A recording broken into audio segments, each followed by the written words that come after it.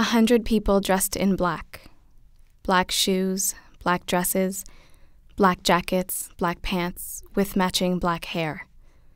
Women covered their hair in lace, and men wore their hair down in long ringlets. They ate specific meals and spoke their own language. I never thought I'd understand. I didn't know what to expect when I met his family. His mother peered at me cautiously from the head of the table. She asked her questions slowly and pointedly, impressing each word with a strange kind of weight.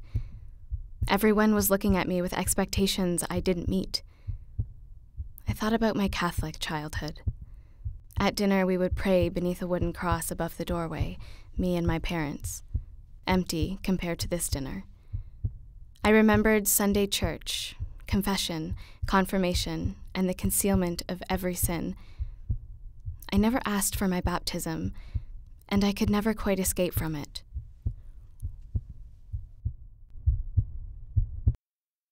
Montreal is built on those Catholic churches, churches upon crumbling churches that dot the city's landscape. As the churches crumble, their ideals fade. In their place, other cultures take root. I understood it all too well. Where there was once a church, now a synagogue, first a temple and now a mosque, or more likely, a condo building. From what I knew, Judaism followed similar patterns of guilt and restriction inherent to Catholicism. Christmas was Hanukkah, Easter was Passover, and confessions came at New Year's.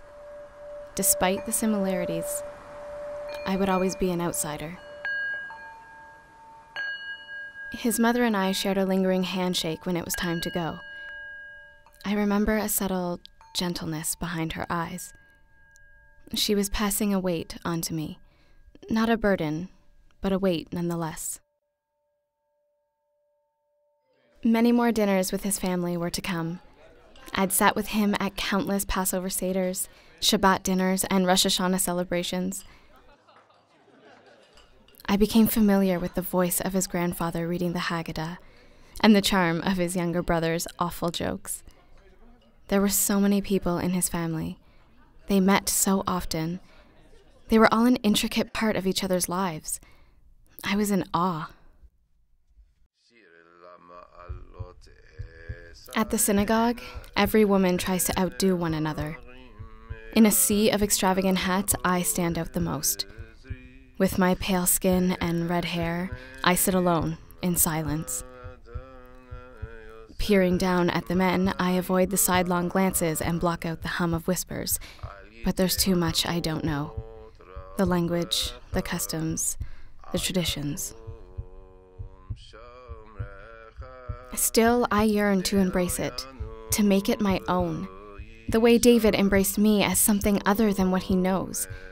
The way Montreal accommodates us all, and the power that it has to unite us in our diversity. My faith isn't about restrictions and rules. My faith isn't about pressure and guilt. My faith isn't about pleasing others. My faith is about embracing myself the way this city has taught me.